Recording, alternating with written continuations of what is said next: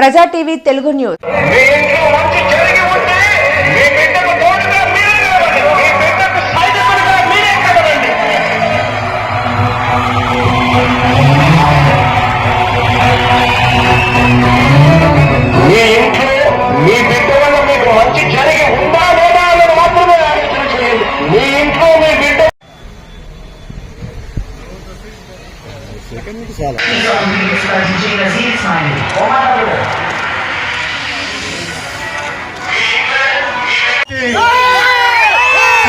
నియోజకవర్గ వ్యాప్తంగా గ్రామాల నుంచి వాడ నుంచి విచ్చేసినటువంటి వైఎస్ఆర్ కాంగ్రెస్ పార్టీ కుటుంబ సభ్యులందరికీ కూడా హృదయపూర్వకమైన స్వాగతం పలుకుతూ, నాయకుడైన నేను ఫలానా తారీఖున నేను మీ అకౌంట్లలోకి సొమ్మును జమ చేస్తాను అని చెప్పి జమ చేసినటువంటి ఏకైక నాయకుడు జగన్మోహన్ రెడ్డి.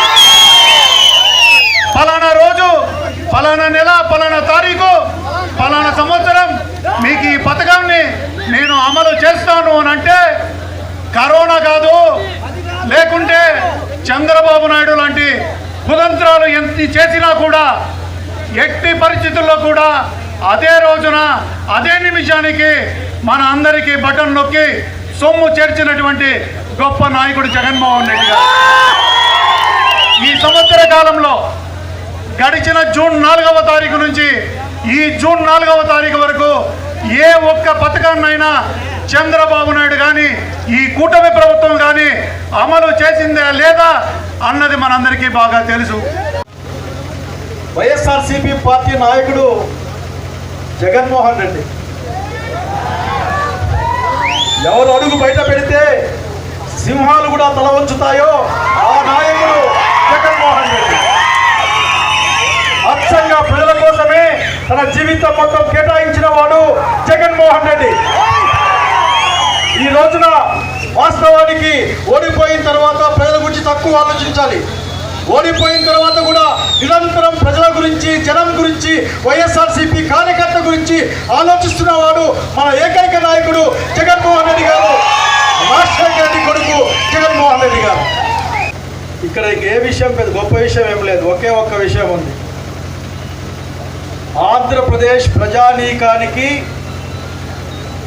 ఆంధ్రప్రదేశ్లో ఉన్న జనానికి మోసం చేసి వెన్నుపోటు పొడిచి అడిగితే జైల్లోకి పంపించే దుర్మార్గమైన చంద్రబాబు నాయుడు పరిపాలన ఇక్కడ సాగుతా ఉన్నాము.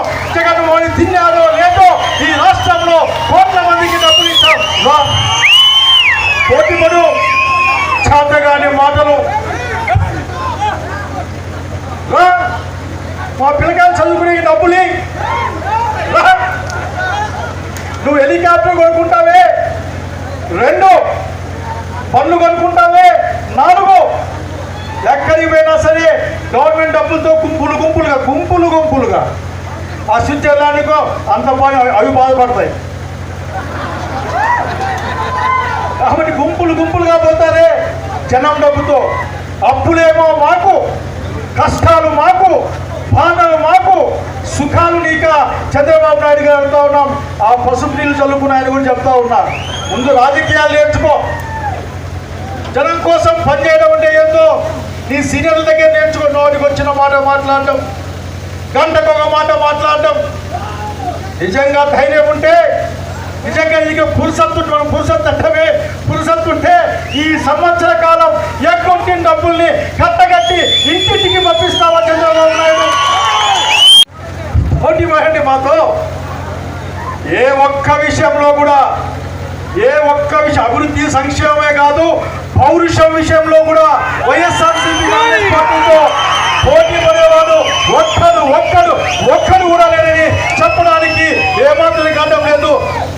మనం కూడా సవాలు విసరచ్చు.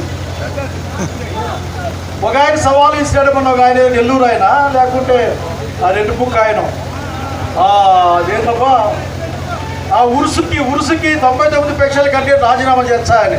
నేను 99 కోట్లకేమో నమ్మాడా? 40 లక్షలకు 50 లక్షలకు అమ్మాడు. ఊరికే అన్నమాట.